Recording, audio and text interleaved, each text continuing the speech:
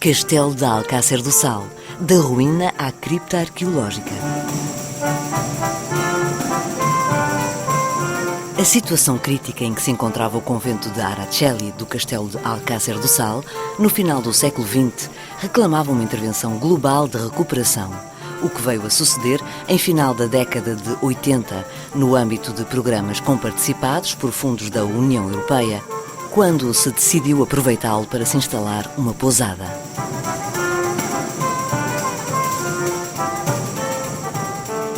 Durante a elaboração dos estudos e projetos, verificou-se que existiam importantes estruturas arqueológicas enterradas, com sobreposição de vários níveis de ocupação, formadas por restos de paredes e de pavimentos, onde se encontram, por exemplo, poços para abastecimento de água e silos para guardar cereais.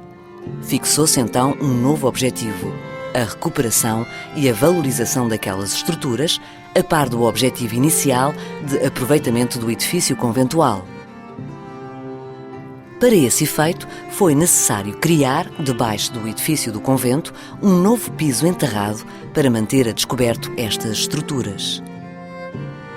Surge assim a cripta arqueológica, que é uma galeria subterrânea situada debaixo da pousada Dom Afonso II, onde é possível observar um conjunto arqueológico notável, de que faz parte uma significativa coleção de materiais e objetos encontrados durante as escavações. A solução arquitetónica que veio a ser adotada revela o propósito de pôr em especial evidência os testemunhos das diferentes civilizações que ocuparam Alcácer do Sal.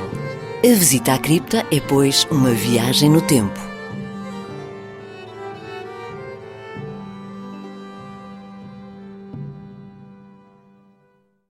Os trabalhos iniciaram-se com as escavações arqueológicas, que se desenvolveram de modo faseado e metódico, tendo em vista a recolha da maior quantidade de informação possível a partir dos vestígios encontrados. Após a remoção dos sedimentos, as muitas peças arqueológicas encontradas foram cuidadosamente registadas em fotografia e desenho.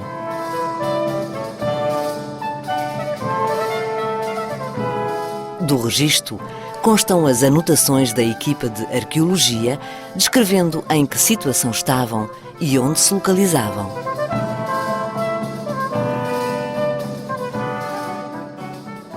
Como cada época aproveitava as construções da época anterior, modificando-as e ao mesmo tempo acrescentando-lhes outras construções, as ruínas existentes constituem um autêntico puzzle, formado pelas estruturas de diferentes épocas que se interpenetram. Estas ruínas foram estudadas uma a uma, efetuando-se desenhos que constituem parte essencial do seu registro científico e onde se indica a que época pertenceram. É possível traçar a sequência dos acontecimentos que deram origem a este conjunto arqueológico, ponto de partida para futuras investigações. O cuidadoso processo de interpretação e identificação, realizado por diversos especialistas, permitiu não só salvaguardar todos estes importantes testemunhos, como também, sobretudo, aprofundar os conhecimentos sobre este sítio e sobre os povos que o habitaram, da Idade do Ferro aos dias de hoje. Durante as escavações foram encontradas peças de valor histórico excepcional.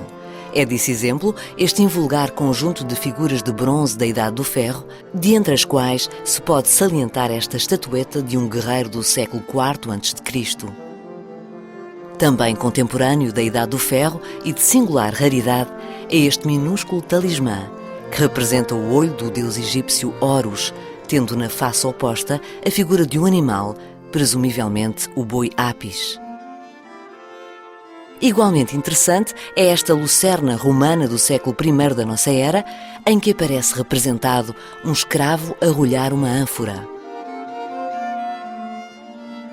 Esta placa romana em chumbo, o metal preferido do deus romano Saturno, tem um interesse duplo. Por um lado, foi descoberta ainda dentro do poço sagrado, no qual foi propositadamente depositada. Por outro lado, tem gravada nas duas faces uma curiosa inscrição em latim. Esta inscrição refere a alguém que suplicava aos deuses a devolução das bagagens que lhe tinham sido roubadas e que prometia oferecer-lhes em troca, caso o ladrão fosse encontrado e castigado, o sacrifício de um animal de 4 patas. Foram também encontradas moedas romanas, bem como cerâmicas islâmicas e ainda peças de épocas mais recentes, como este pequeno capitel do século XVI. Muitas peças de vidro, metal e até osso. Além de milhares de peças de cerâmica, foram sujeitas a tratamentos específicos que incluíram a lavagem ou limpeza, a marcação, a contagem, a triagem e a inventariação. Em alguns casos, foram realizados desenhos pormenorizados, como exemplo esta delicada cabeça de mulher em terracota do período romano com um sofisticado tocado. Foi possível fazer a reconstituição de vários utensílios em cerâmica, analisando minuciosamente o grande número de fragmentos recolhidos.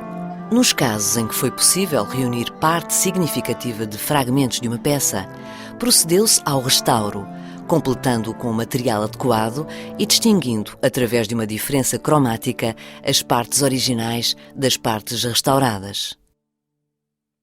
As peças mais importantes foram selecionadas e agrupadas em núcleos, consoante a sua época.